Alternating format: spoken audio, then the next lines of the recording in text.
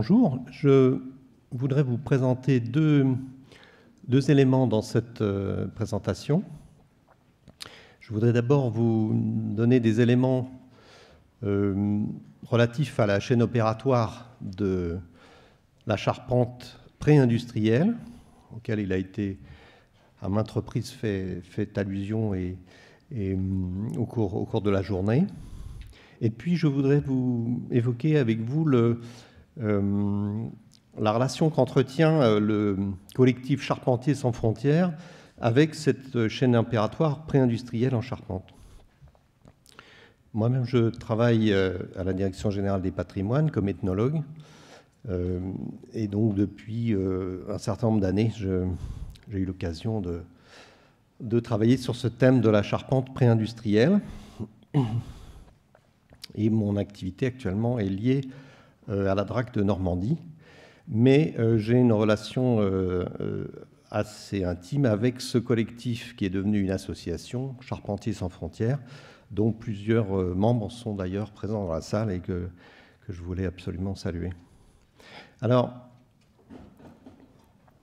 cette relation du charpentier avec son métier en contexte pré-industriel, c'est bien entendu un rapport direct avec la matière d'œuvre, avec l'arbre, avec les arbres. Et ce rapport, cette souplesse, cette intimité que l'on lit déjà au niveau de cette simple maison rurale normande, où on aperçoit, bien entendu, ce qui saute aux yeux assez vite, c'est la présence de cette paire d'arbalétriers cintrés obtenue dans un seul et même bras d'arbre et qui permet donc d'obtenir des qualités esthétiques et techniques qui sont évidentes.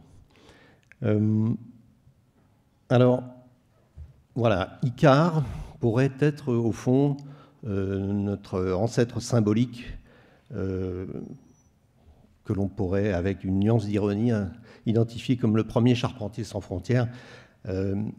Icare, qui est présent sur cette mosaïque extraordinaire de Zeugma en Turquie, qui a été découverte, je crois, il y a 2 ans. Les archéologues, je passe sous leur contrôle, et qui représente cette mosaïque du 1er siècle avant, et qui représente une scène extraordinaire, qui est non pas la construction du cheval de Troie, mais la construction de la vache factice à roulettes qui va servir à Pasiphae, à des usages dont nous ne parlerons pas ici. Mais nous avons ce personnage extraordinaire de Dédalos et son fils Aïkaros. Alors Aïkar, on le connaît pour ses talents mitigés en aéronautique, mais c'est clair que c'est un grand voyageur. Il n'a pas peur des frontières. Et puis on découvre aussi que c'est un charpentier. Alors on le voit à l'ouvrage ici, et cette représentation, pardonnez le cliché qui est un rapt d'écran de mauvaise qualité, mais où on voit bien donc Icare à droite qui est assis et qui travaille à l'aissette, à l'herminette, et qui est en train de bûcher une pièce de bois.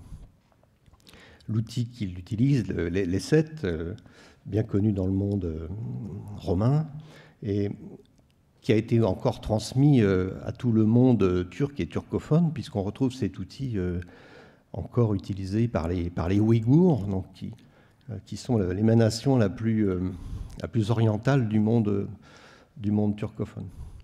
Dédale, quant à lui, tient une invraisemblable scie de long. Voilà, il faut bien appeler cet objet, on a un peu du mal au départ à s'en rendre compte, mais sur son bras, vous avez le manche de la scie, et on verrait, si le cliché était meilleur, qu'il y a une denture, ciseaux à bois, et puis alors cette hache bipène que vous apercevez tout à fait dans l'angle à droite, sur lequel on pourrait parler longuement.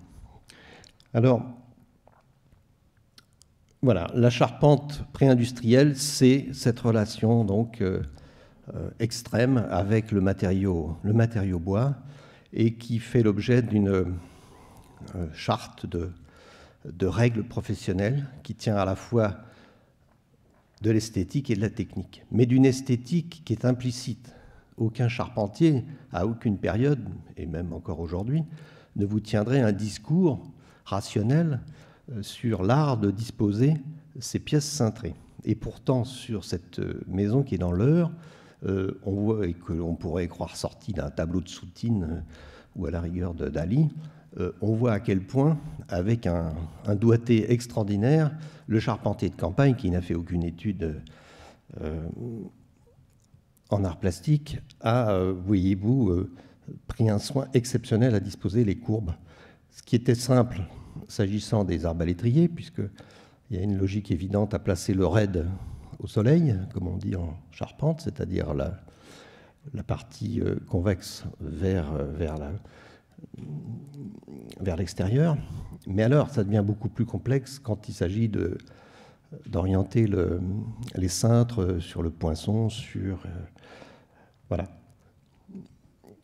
On retrouve ici dans Lyon la manière également extrêmement fine et élégante dont ces jambes de force ont été disposées de manière à ce qu'avec avec les aisseliers, donc on reconstitue en somme un cintre d'une perfection absolue. Et tout ça échappe évidemment à toute forme de théorie savante. Alors, nous rejoignons nos Charpentiers sans frontières. Et les Charpentiers sans frontières, donc, c'est un groupe qui a été créé à partir de 2002 et qui réunit des professionnels de la charpente du monde entier qui se réunissent chaque année autour d'un projet de chantier en commun et autour duquel on va travailler uniquement avec des outils à main et en partant de la ressource locale. Alors cette ressource locale, elle peut avoir cet aspect-là. Donc ce sont des arbres qui peuvent être très très tordus. Aujourd'hui, c'est intéressant de signaler que ces arbres ne sont bons en scierie qu'à faire du bois de chauffage, quand ça passe par la scierie, mais qu'autrefois, ces pièces cintrées étaient au contraire des éléments extrêmement recherchés, en particulier quand le cintre s'inscrivait dans un seul plan, bien sûr, avec un savoir-faire qui, corollairement, doit être à la hauteur. Hein. Ce n'est pas absolument évident de traiter avec des grumes de cette nature. Alors, le rapport du charpentier pré-industriel à l'environnement boisé en France échappe à certaines évidences, ou soi-disant évidences. Hein. Vous vous souvenez de cette règle qu'on entend souvent, le charpentier, le bâtisseur construit avec les matériaux qu'il a sous la main, c'est une règle évidente, comme s'il y avait un mécanisme évident. Bien sûr, quand vous avez des matériaux sur place, c'est évidemment plus simple de les utiliser. Mais s'agissant du bois, entre autres, la situation est plus compliquée.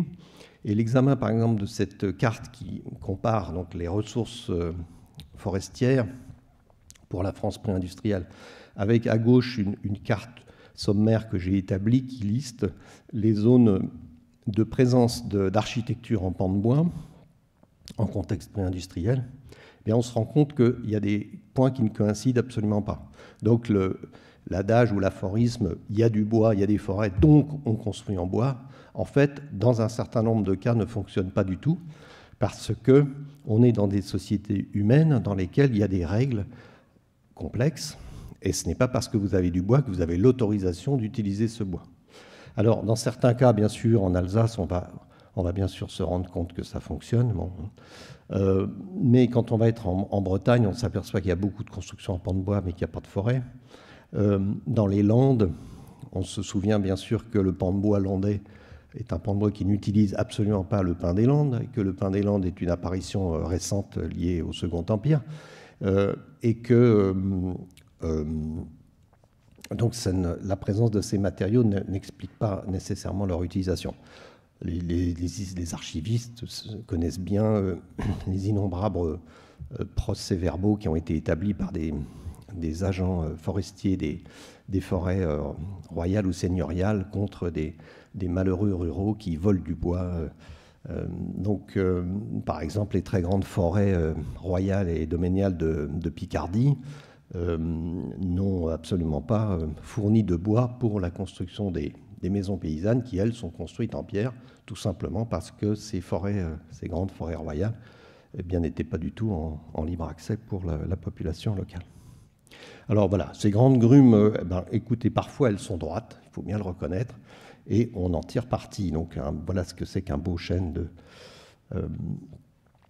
de futaie, avec lesquels Charpentiers sans frontières aujourd'hui se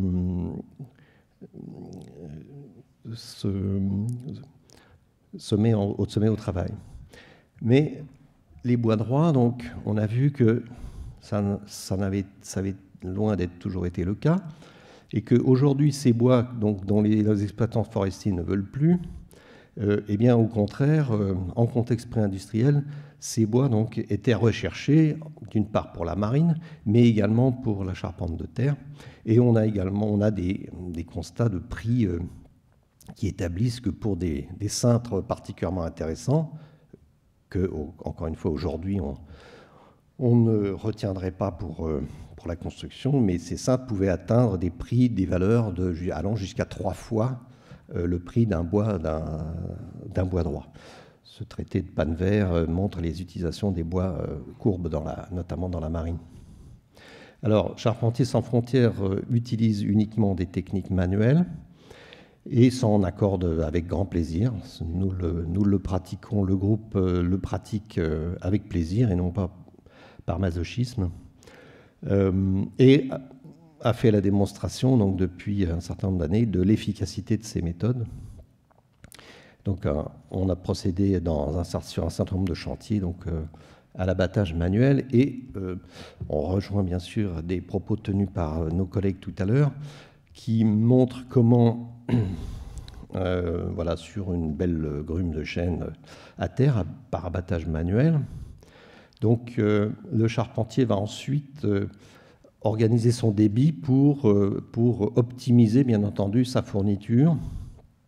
Et il va donc s'arranger pour éliminer au maximum l'aubier, ce bois blanchâtre qui n'est pas un bois parfait, qui n'est pas duraminisé. Mais il va éliminer la plupart du temps donc l'aubier et puis le cambium, l'écorce, etc. Les dendrochronologues sont bien contents quand le charpentier n'a pas pu le faire partout, puisque à cet endroit, ici, là où il y a du flash, donc le dendrochronologue va pouvoir trouver le fameux dernier cerne qui lui tient tant à cœur et qui permettra d'obtenir une datation extrêmement précise. Alors, dans les bois de charpente anciens, on a vu donc que l'aubier est au maximum éliminé, puisque c'est une partie qui va tomber en poussière ou qui va attirer les insectes. Mais donc, pour obtenir un débit sur liste conforme à l'ouvrage, eh bien, le charpentier va très souvent devoir conserver ce qu'on appelle du flash, c'est-à-dire des arêtes qui, à certains endroits, ne sont pas équarries à arêtes vives. Voilà, cette grume de 2 mètres cubes qui se trouve à terre et qui va être débardée, comme sur ce chantier que Charpentiers sans frontières a géré au château de Gaillon, dans l'Eure, château construit par le cardinal Georges d'Amboise, pour lequel Charpentiers sans frontières a, sous la direction de Florian Carpentier, reconstruit l'enrayure principale de la tour de la Sirène, que l'on va voir un peu plus tard.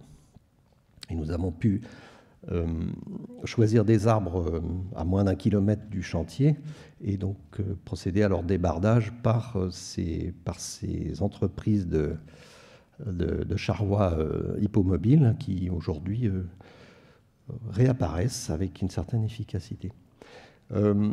Chacun sait que le chêne est évidemment le bois le plus recherché en charpente, mais on sait aussi que selon les régions et bien sûr selon les moyens financiers du maître d'ouvrage, eh bien, souvent on faisait appel à toutes sortes de bois, faute d'avoir des bois plus précieux. Ayant démonté par exemple cette modeste charpente en Picardie, je me suis rendu compte qu'il n'y avait pas 2 morceaux de bois qui provenaient de la même essence. Et on se trouvait face à des bois officiellement inattendus. Tous les traités vous diront, ou tous les hommes de métier, ou les gens de métier vous diront droit dans les yeux qu'il n'y a que le chêne qui est vrai ou que certains résineux. Mais en fait, moi, j'en arrive avec quelques années derrière moi, à vous dire, en vous regardant dans les yeux, qu'aujourd'hui, n'importe quel bois peut fonctionner pour construire une charpente. Alors, il y a des bois qui se prêtent mieux que d'autres, on est d'accord. Mais vous pouvez vous attendre à tout ce qu'on peut imaginer. Les champenois qui sont dans la salle savent à quel point l'emploi du grisard, du peuplier est fréquent, y compris en pan de bois extérieur en Champagne, dans la région de Troyes, alors que dans d'autres régions, les gens vous prendraient pour un fou si vous leur dites ça. Un exemple ultime aussi, chez un charpentier bien connu, Rémy Desmonts, dans l'Eure, vous croiserez cet escalier extraordinaire qui est un escalier monoxyle taillé, sculpté dans un seul tronc de hêtre. Voilà, imaginez donc l'ensemble de la main courante, les balustres, et les monts taillés dans une seule pièce. Et c'est du hêtre, donc qui est un bois qui n'est pas connu ou identifié comme un bois de charpente. Voilà cette scène de débardage. Je ne m'étends pas. On a évoqué les techniques de flottage. Ce rapport du flottage et de l'immersion des pièces de charpente est loin d'être avéré dans toutes les régions. La technique du flottage est bien sûr très répandue au long des fleuves et a permis de construire un certain nombre de villes bien connues. Moi, je rajouterai sur la liste mentionnée par nos collègues les pans de bois parisiens, bien sûr, qui viennent pour beaucoup de Lyon ou des forêts de Picardie ou des Rouen est construit en très grande partie avec des bois qui viennent de bien autre part, ce qui, à mon sens, n'est pas sans poser de questions aux dendrochronologues, puisque quand on est à Rouen, on imagine qu'on va faire fonctionner une grille d'analyse normande, et alors qu'on a un bois qui vient de Clamecy ou de ne serait-ce. Voilà. Ici, sur ce cliché assez mystérieux, donc dans le département 79, on a, je ne sais pas pour quelle raison, un flottage ou une immersion de grisard. Très beau d'ailleurs, très cintré. Nous, ça nous plairait beaucoup de travailler avec ça. Sincèrement, dans les années 50 ou 60, quand a été pris ce cliché, je ne sais sincèrement pas ce qu'ils pouvaient faire avec et pourquoi ils se livraient encore à cette pratique. Bon, on a parlé des techniques de flottage, je n'y reviens pas. Alors, on a parlé également, notre collègue nous a évoqué, j'ai beaucoup apprécié l'idée de ces constructions modulaires que l'on peut cloner, que l'on peut multiplier à l'infini, par l'effet justement de ces lotissements. J'ai aimé la référence au lotissement urbain. Là, je vous montre la vue à droite d'un lotissement rural en Seine-Maritime, visiblement du XVIIIe siècle, où on a cloné des petites maisons, des petits corons, des petites maisons d'ouvriers, probablement pour alimenter les besoins d'une manufacture textile aux environs, mais en milieu rural. Et on voit très clairement comment ces éléments de façade donc, constituent des modules que l'on va répliquer en les présentant successivement sur une épure qui a été tracée grandeur nature au sol, comme ici à gauche chez la très belle entreprise d'Éperrois à Pont-l'Évêque, où une très grande façade en pan de bois pour restauration est repassée sur épure. Et puis ce plan, je vous le montre parce qu'il est tracé de la main d'un maître charpentier en 1763 en Picardie. C'est un presbytère, c'est une architecture très modeste. Les presbytères étant payés par les paroissiens, par la fabrique, eh bien, on proportionne le projet évidemment à la bourse des donneurs d'ordre. Et là, le projet étant très modeste, eh bien, il était tracé non pas par des architectes qui, au XVIIIe, étaient loin d'être répandus, notamment en milieu rural, mais un maître charpentier qui joue en l'occurrence le rôle donc, de maître d'œuvre et qui trace cette petite maison en chaume, avec cette architecture minimaliste en pan de bois. Alors, j'évoquerai, mais d'autres le feraient beaucoup mieux que moi ici, le thème du trait de charpente et de ce rapport extrêmement français qu'entretiennent les gens de métier avec la pratique d'une part, mais une vision extrêmement maîtrisée de la géométrie dans l'espace. Ici, c'est l'expression la plus simple de ces tours de main que les charpentiers, et en particulier les compagnons du Tour de France, maîtrisent. Là, la réalisation extrêmement simple du trait carré, du 3-4-5 qui est issu du théorème de Pythagore et qui permet donc d'obtenir grandeur nature et très rapidement donc des angles droits. Pour la réalisation très simple, très simplifiée de ces épures grandeur nature sur lesquelles vont être projetés ensuite les éléments de charpente. Voilà, les charpentiers ruraux, Picardie, 1912, travaillent encore en 1912 comme on pouvait travailler au XVe siècle, sur un projet très simple, avec l'utilisation des outils à main qu'on verra un peu plus tard. Alors, nous revenons à Charpentiers sans frontières. Donc, notre collectif sans frontières réunit en fait des professionnels de la charpente provenant environ actuellement d'une quinzaine de pays qui collaborent ponctuellement chaque année lors de projets que nous organisons ou durant un très court laps de temps, en général une semaine à 15 jours au grand maximum. Une cinquantaine de professionnels se réunissent, mélangeant les pays, mélangeant les expériences, mélangeant les âges. Il est très important que les anciens puissent transmettre aux jeunes.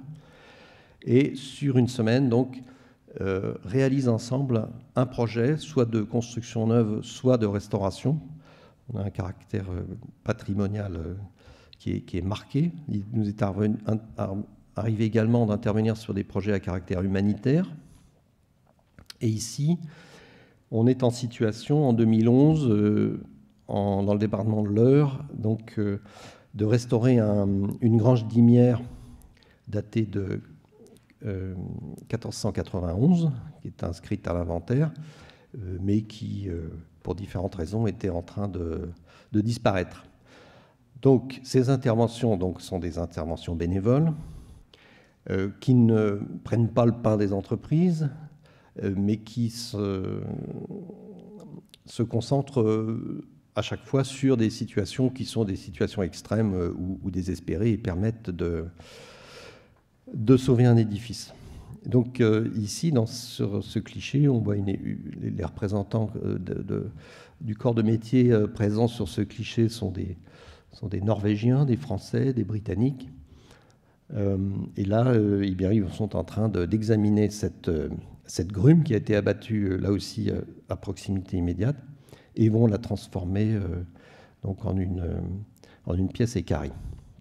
Et vont procède donc actuellement au lignage de la pièce.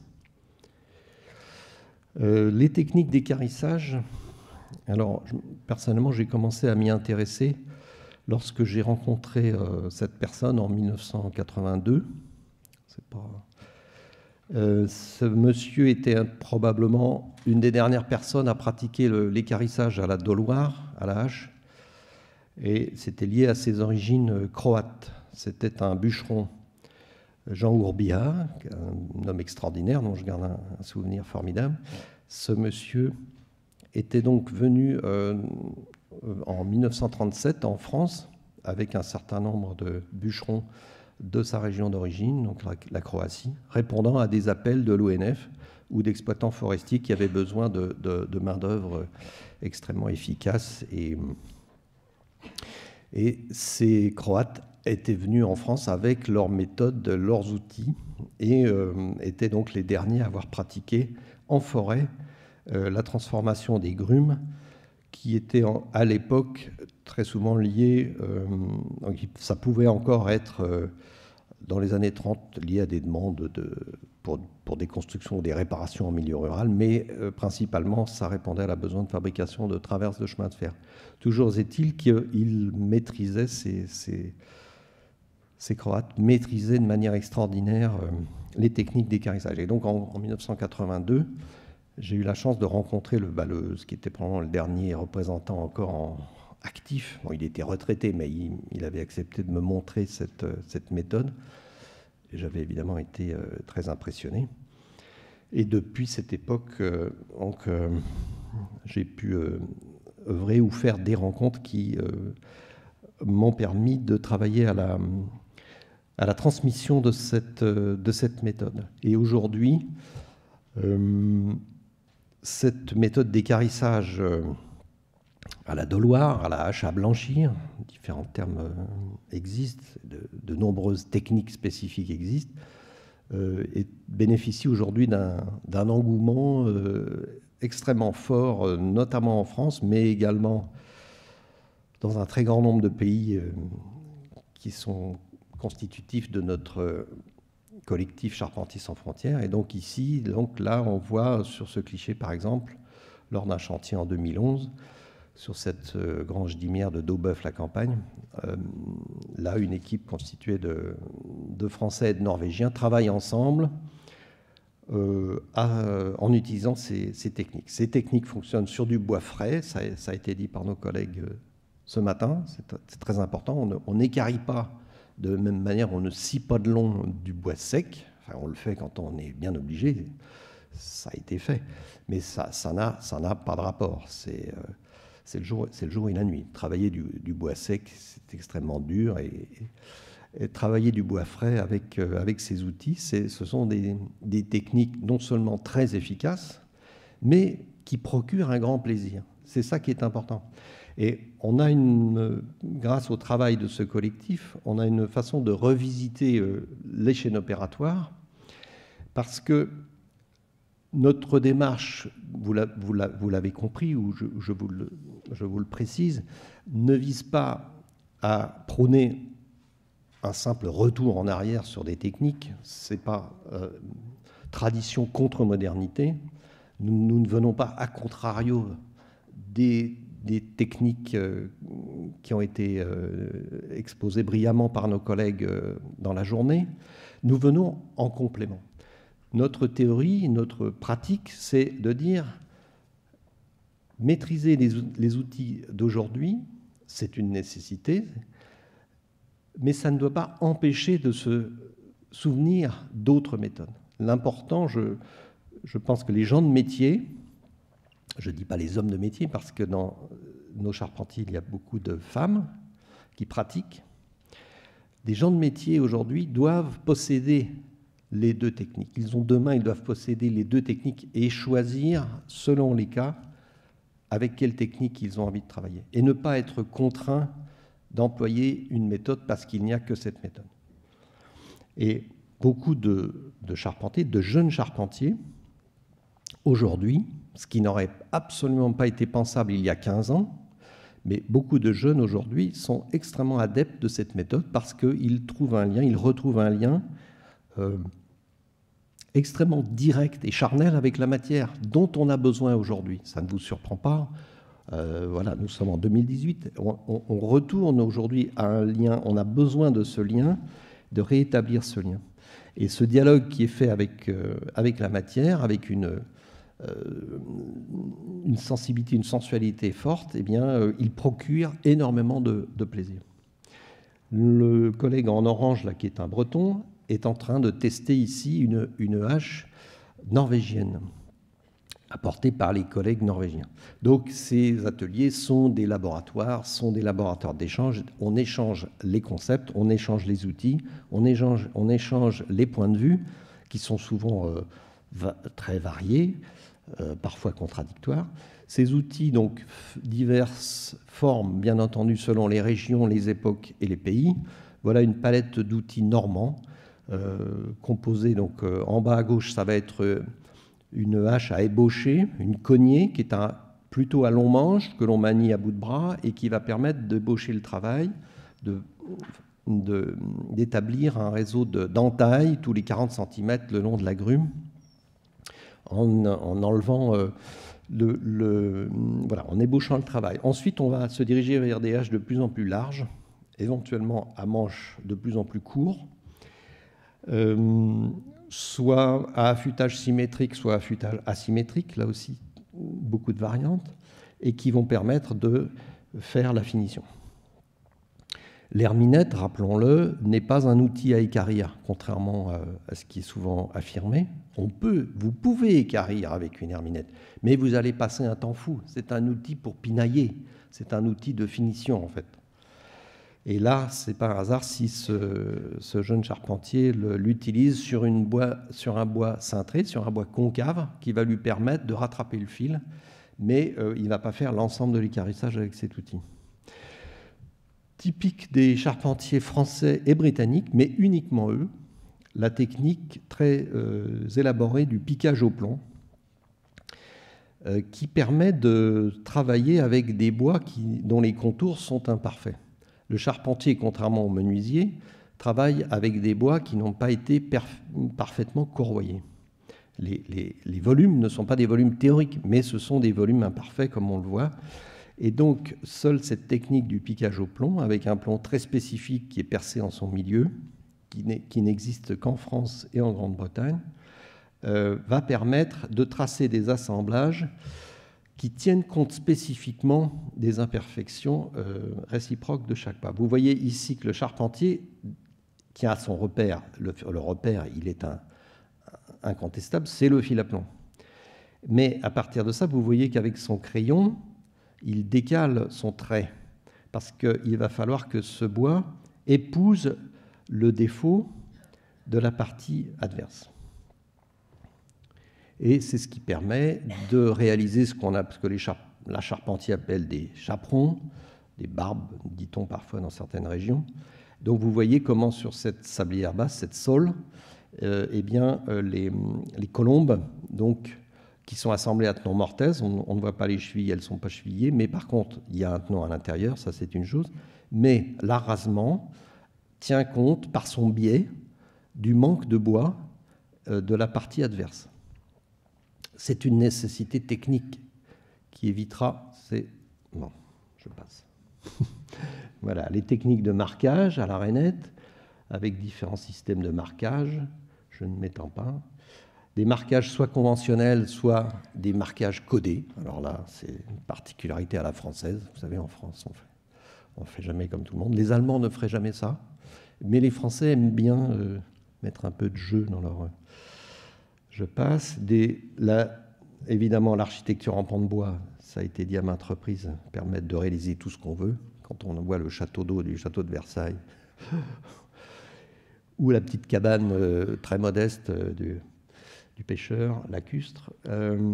Des variétés en France, la France est peut-être le pays d'Europe qui comporte la plus grande variété en matière de spécimens d'architecture rurale, par sa situation de terre de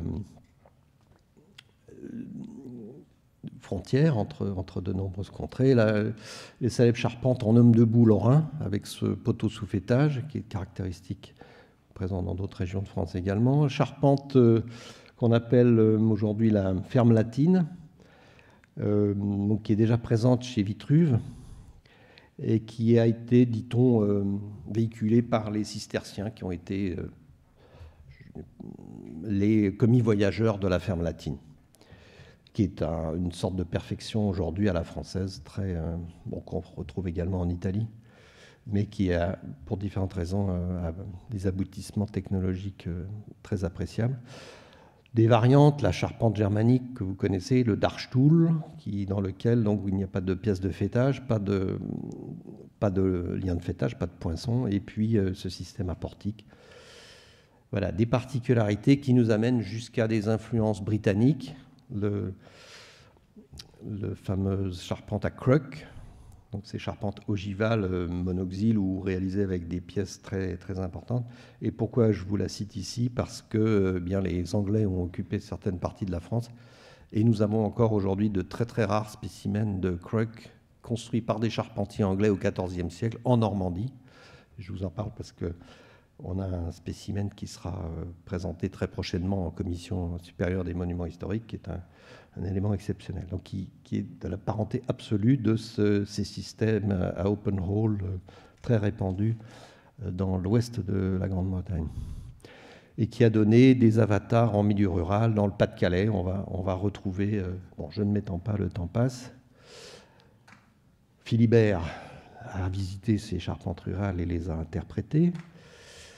Et puis, lorsqu'un charpentier se met à délirer en fumant je ne sais quoi, eh bien, au XVIIIe ou au XIXe siècle, il peut livrer cours à cette représentation anthropomorphe qui représente la fonction anthropomorphe symbolique de la maison en bois est un thème qui est extrêmement courant. Dans de nombreuses régions, vous constaterez que certains noms attribués à des pièces de charpente fonctionnent en analogie avec le corps humain. Par exemple, en Picardie, vous avez la ventrière, qui est la panne, etc. Et alors, la fonction sociale du charpentier mériterait d'être développée. Le charpentier, c'est le maître du trait. C'est souvent un personnage qui a donc des liens avec l'architecture, puisque vous l'avez vu, donc, dans certains contextes, il joue même le rôle d'architecte, ou en tout cas de maître d'œuvre. Là aussi, selon les régions et les époques, ici, c'est un cliché qui est pris en Allemagne du Nord, en Silésie, et qui, vers 1900, montre des rapports de chantier assez extraordinaires. Donc c'est un cliché qui montre une réalisation entièrement à la main d'une grande maison-halle de Silésie, dans lequel vous avez là le personnage donc, du maître d'ouvrage, qui est assez content de lui, avec des petits plans. On aurait pu se demander si c'était un architecte, mais son costume montre que ce n'est pas un architecte, c'est un paysan. Il a des plans que très probablement lui a réalisé son maître charpentier, ici, qui lui est reconnaissable à son équerre. Et puis toute l'équipe des charpentiers allemands, avec leurs petits gilets noirs et blouses blanches, qui sont en train de tailler entièrement à la main. C'est un édifice entièrement à la main. Et puis l'épouse du maître d'ouvrage et sa fille, qui occupent une position significative relativement au rôle de la femme dans cette société. S'il vous plaît, je vais vous demander de terminer. Oui, alors, tout à fait. Voilà. Alors, je termine sur ce cliché. Je ne sais pas le remettre sur l'origine.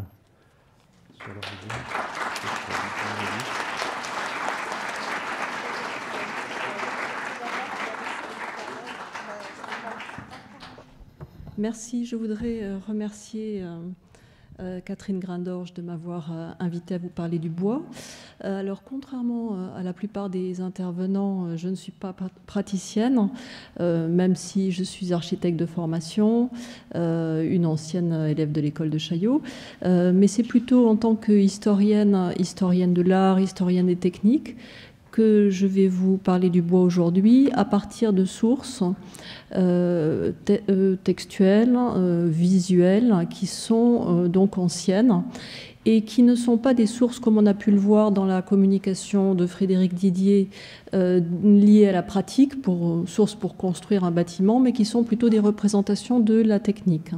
Alors, je vais être très bref, je crois qu'il le faut quand on conclut, et puis ça tombe bien parce que nous avons un peu dépassé le temps qui nous est donné, et je me limiterai à quelques remarques qui sont liées au thème de l'après-midi, qui est tradition et innovation, et aussi évidemment à la question de la restauration. Alors, dans le résumé qui vous a été distribué, j'avais reproduit une citation du théoricien de l'architecture Quatremer de Quincy, qui, dans son dictionnaire de l'architecture, le 3e tome, qui est donc rédigé autour de 1820, écrivait donc que entre tous les métiers de l'architecture, il n'en est pas qui soit plus habile à exercer l'esprit que le travail du bois, Et Quatremer de Quincy soulignait en particulier ce qu'il appelait des rapprochements, des affinités entre le métier de charpentier et la science de la mécanique. Cette citation est en fait extraite de l'article Zabalia. Je ne sais pas si vous savez qui était Nicolas Zabalia. Nicolas Zabalia était un maître charpentier qui travaillait à la restauration, disons, l'entretien plus exactement de la basilique Saint-Pierre de Rome. À la fin du XVIIe siècle et au début du XVIIIe siècle.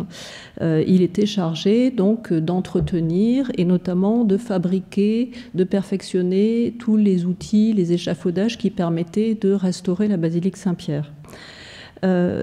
Nicolas Zabal, il y a donc et vous le voyez ici donc sur l'image à gauche, qui est représenté dans son atelier en train de fabriquer justement les objets qui servent à restaurer la basilique. Et puis vous voyez à droite les échafaudages volants, ces structures donc qu'il imagine ou qu'il perfectionne pour refaire des fresques, réparer donc la pierre, etc.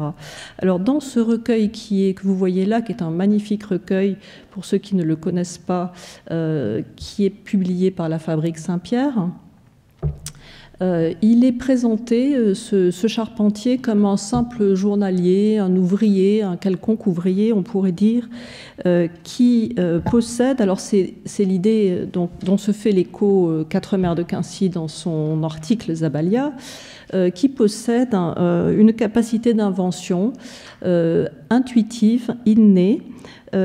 Il n'a pas la même capacité d'invention qu'un ingénieur ou qu'un architecte qui est basé par exemple sur les connaissances, sur la théorie, sur un raisonnement rationnel et logique. Il est présenté comme une personne qui a une capacité d'invention innée et naturelle. Il est décrit en fait comme une sorte d'homme extraordinaire, un prodige, comme on aimerait tous l'être, qui sait les choses sans les avoir apprises et qui surpasse ceux qui savent, et ceux qui savent en ayant laborieusement appris. Dans cet autre portrait de Nicolas Zabalia, qui est qualifié de caricature à l'époque, qui a été commandé donc au dessinateur Pierre Leone Ghezzi, qui faisait par ailleurs des caricatures, et gravé par Pierre Hanez, on voit ce maître charpentier. Vous voyez le tablier qui est rempli de pain et de bouteilles de vin. Et Zabalia est dessiné au moment où il est saisi par une idée qui l'envahit.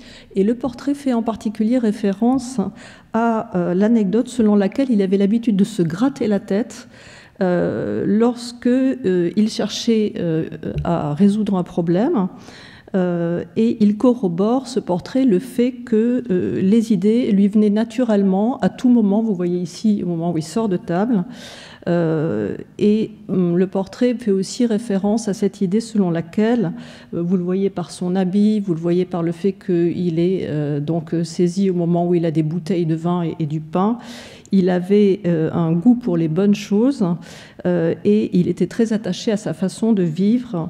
L'amateur d'architecture Mariette le décrit, je cite, il allait à l'audience papale dans son habit de travail et sans cérémonie. Il se faisait annoncer et aurait trouvé mauvais qu'on l'eût fait attendre. Alors, ces représentations, bien sûr, sont des constructions. Nicolas Zabalia n'était pas un simple journalier et il n'était pas un ouvrier. En fait, c'était quand même un maître artisan important. Son père était un des 3 capimastri de la basilique Saint-Pierre de Rome. En fait, il dirigeait l'atelier qui était chargé de réaliser les dessins et les maquettes, justement, de tous ces outils, ces échafaudages dont on se servait pour restaurer la basilique, et que par ailleurs, la fabrique de Saint-Pierre louait à des personnes qui construisaient dans Rome des bâtiments. Donc c'est un charpentier qui savait dessiner, comme beaucoup de charpentiers, et qui savait faire des maquettes. Donc bon, je ne vais pas développer ici, ce serait aussi intéressant, la raison pour laquelle on a construit cette représentation de l'intelligence artisanale, mais je voudrais saisir de l'occasion pour introduire la question de l'innovation et de la spécificité de l'innovation dans le domaine de la charpente. Zabalia est un charpentier inventif Et ce que nous disent ces sources, c'est que la caractéristique des objets qu'il invente, ce sont des objets extrêmement simples. En fait, il simplifie, il rend les objets beaucoup plus faciles d'emploi, plus sûrs, pour éviter les chutes, par exemple, plus commodes, plus économiques. C'est un spécialiste des échafaudages volants. Je vous montre ici quelques-unes de ces perfectionnements ou inventions, ces échelles qui se déplient et qui montent très haut, ou ces échafaudages volants sur lesquels les hommes ont l'air d'être comme des funambules, très en sûreté. Donc, ce qui est intéressant, c'est de réfléchir à la question de la spécificité du matériau. Chaque matériau, finalement, a ses spécificités et son caractère propre. Et ici, on voit à travers ces remarques sur Zabalia que le bois, on le sait, on l'a vu depuis ce matin, est un matériau qui conduit à penser la question des assemblages, beaucoup plus que la pierre. Et surtout à la question de la légèreté. Ça a été évoqué par, lors de la première intervention ce matin, la question de la démontabilité, que l'on n'a peut-être pas évoquée jusqu'à présent, mais aussi de la modification, de la réparation, qui sont profondément inscrites dans le matériau, plus que la pierre, qui est un matériau qui, en principe, est mis en œuvre pour durer. Un autre théoricien nous aide à penser cette spécificité du bois, c'est le comte Algarotti, qui était un homme de lettres, un critique italien du XVIIIe siècle, qui a publié un essai sur l'architecture donc en 1757. Algarotti explique pourquoi il considère le bois comme un matériau plus intéressant que la pierre. Le bois, écrit-il, est la matière matrice. Il parle de materia matrice, c'est-à-dire qu'en fait, c'est pour lui la matière mère, on pourrait dire. Il va développer, je vais y revenir, l'idée que le bois imprime son empreinte sur les autres matériaux, qu'il finalement garde, enfin, il laisse sa trace sur d'autres matériaux. C'est une sorte de matière, de matériaux, on pourrait dire, qui a une sorte de puissance génératrice. Et il porte en lui, c'est là c'est intéressant, il détaille, il dit le bois, il écrit, je l'ai traduit de l'italien, il écrit le bois porte en lui le plus de possibilités de modification et d'ornement. Et il écrit donc dans les plus simples habitations de bois, se trouvent en germe toutes les modifications des plus magnifiques palais de marbre et toutes les plus somptueux édifices décrits dans le songe de Polyphile. Donc cette idée de mine de modification et d'ornement est intéressante parce que là, c'est l'idée exprimée que, au fond, dans le bois est inscrit l'idée, le bois nous invite en quelque sorte à intégrer la modification, voire à l'anticiper. Et l'idée aussi que le bois est une mine d'ornement, on y reviendra. Et alors, le comte Algarotti donne un exemple. Il dit que les assemblages et les combinaisons multiples qui sont liées à la nature du bois sont des éléments de décor naturel. Et il prend l'exemple du pont de Bassano, à Bassano del Grappa, en Italie, construit par Palladio, qui est un exemple bien sûr classique de l'histoire de l'architecture, et puis qui va être reconstruit à la suite de nombreuses crues de destruction liées à la guerre. Vous le voyez, c'est un exemple intéressant parce qu'il est régulièrement reconstruit au XVIIIe, au XIXe siècle et au XXe siècle. La dernière idée qu'il développe, je l'ai évoquée tout à l'heure, qui elle est vraiment très intéressante, c'est cette idée de matière mère, en quelque sorte, de matériau moule, qui imprimerait son empreinte sur d'autres matériaux. Et le comte Algarotti remarque que c'est le bois qui a fait naître la colonne. La pierre, dit-il, n'aurait jamais fait naître la colonne. Un bloc de pierre ne peut pas faire penser à une colonne, tandis qu'évidemment, le bois a fait naître la colonne. Alors c'est une idée, justement, ce matin, Jacques Moulin l'a évoquée, très qui est reprise par beaucoup de théoriciens de l'architecture. Ici, un des premiers, Philibert Delorme, qui l'illustre, mais on trouve bien d'autres représentations qui rappellent celles que l'on a vues ce matin. Ici, l'idée que le bois ne fait pas simplement naître la colonne, il fait naître aussi le temple, la structure, donc les poteaux, les poutres, sont issus de ces assemblages de bois et puis transcrits finalement avec des témoignages plus matériels que l'on peut voir aujourd'hui, cette idée que d'autres matériaux, la brique, la pierre, vont se plier finalement à la forme du bois. On a une idée assez belle qui est qu'on a un matériau ici, la pierre, ou un matériau, la brique, mais en réalité on a deux matériaux. On a l'ancien matériau qui est resté là présent et qui a imprimé sa forme par rapport à l'autre. Alors, à quoi peuvent nous servir ces réflexions? Cette première idée sur les affinités entre la charpenterie et la mécanique, et plus précisément sur cette inventivité du charpentier et celle du mécanicien, elle invite pour les restaurateurs à être assez attentifs à la question de l'inventivité dans le domaine de la charpente, parce que l'inventivité peut se nicher dans des choses qui sont presque imperceptibles. Simplifier un objet technique, ça n'est pas forcément une invention repérable.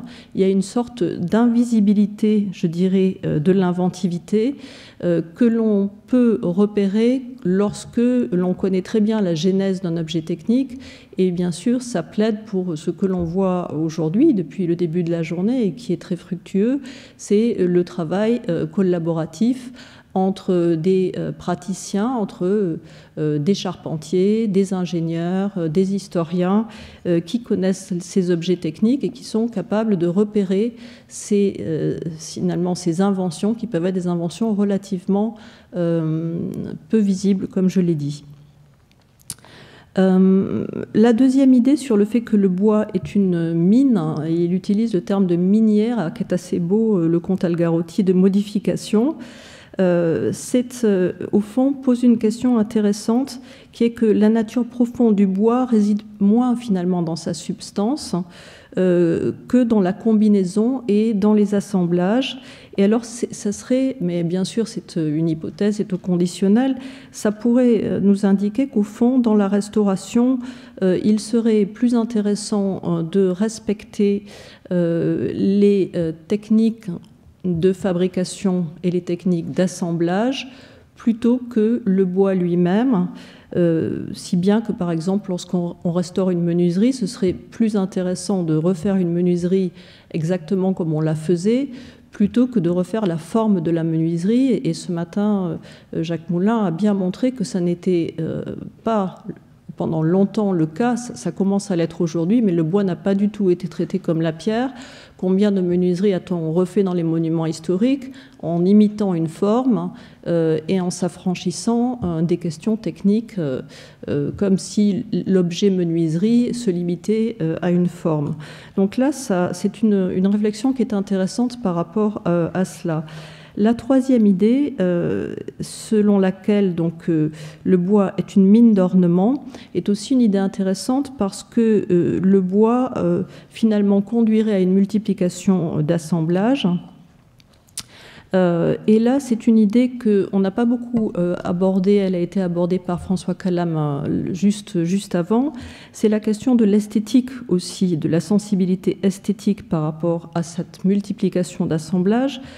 Frédéric Didier, tout à l'heure, a utilisé le terme de féerique lorsqu'il a montré une structure en bois dans laquelle il y avait beaucoup d'assemblages. Et ça renvoie à la question des effets formels de ces assemblages. Et là, je trouve que finalement, la source que l'on a au milieu du XVIIIe siècle, ce commentaire du comte Algarotti, est intéressante parce que l'on voit qu'à cette époque-là, il y a une sensibilité esthétique par rapport à la question de ces assemblages. Et cette sensibilité esthétique, on en trouve des traces bien avant. Ici, vous avez donc un livre bien connu du début du XVIIe siècle qui montre une façade en pan de bois. Le livre n'est pas sur le pan de bois, mais il est sur la distribution des bâtiments et il montre principalement des bâtiments qui sont en pierre. Mais Pierre Lemué, au milieu de son traité, a, on ne sait pas pourquoi, justement, représenté une façade en pan de bois, surtout une façade en pan de bois avec un pignon, donc une façade en pan de bois qu'on ne construisait plus au XVIIe siècle. On se demande pourquoi il a représenté finalement cette façade qui est une sorte d'archaïsme. Et une des pistes, bien sûr, il y aurait différentes hypothèses pour garder la mémoire d'un objet technique qui disparaît, mais ça montre aussi une sensibilité par rapport à cette façade en pan de bois et probablement une esthétique aussi de cette façade en pan de bois que l'on retrouve dans la littérature technique tout au long du XIXe siècle. Et qui montre aussi l'intérêt que l'on porte à cet objet, qui est probablement à la fois un intérêt technique et un intérêt esthétique. On peut trouver la même chose ici pour un livre publié quelques années après, en 1627, que vous connaissez tous, qui est le Jus, donc le traité de charpenterie, que vous voyez en haut à gauche, qui va représenter une façade en pan de bois, cette fois-ci qui n'est plus à pignon, avec différents assemblages, et puis donc qui va être repris. Donc il y a un goût pour ces structures en bois qui est antérieur à ce revivol qu'on connaît au XIXe siècle, où là c'est vraiment écrit et on sait qu'il y a un goût esthétique pour ces assemblages en bois, mais au fond, la question peut se poser pour la façade, cela se pose parce qu'on voit la façade, mais la question peut se poser pour des objets techniques qui sont moins visibles dans le bâtiment, comme les planchers. Ici, on a un manuscrit du XIXe siècle, un traité de construction qui montre des assemblages de planchers qui sont relativement exceptionnels, mais qui étaient quand même parfois mis en œuvre dans les bâtiments. Et en bas, vous voyez des planchers à enrayures qui posent cette même question, à un moment donné, de l'esthétique des assemblages. C'est un jeu technique, mais c'est aussi un jeu esthétique que l'on peut voir là. Alors, les deux dernières questions que pose finalement cela, c'est d'une part, et cela a été évoqué de manière très intéressante par François Calame, c'est cette esthétique finalement de ces assemblages, et comment les charpentiers eux-mêmes la perçoivent-ils? On sait qu'ils n'en parlent pas, mais on sait qu'elle existe aussi. On a beaucoup de témoignages de ça. Donc comment peut-on comprendre cela? Et bien sûr, comment le public, aux différentes époques, perçoit ces structures et notamment l'esthétique de ces structures. Ici, vous voyez donc des exemples de ces très beaux planchers, voilà, qu'on pourrait dire féeriques pour reprendre le terme qui a été utilisé par l'architecte en chef dans sa communication. Et bien sûr aussi l'intérêt, enfin, on a du mal à imaginer que le charpentier que l'on connaît, qui a réalisé ce plancher en rayures, n'avait pas derrière aussi une idée de créer un effet par rapport donc à ces assemblages techniques. Voilà, donc la dernière image, c'était pour simplement rappeler que ces spécificités ne sont pas immuables. On a un peu tendance à réduire la tradition à quelque chose d'immuable.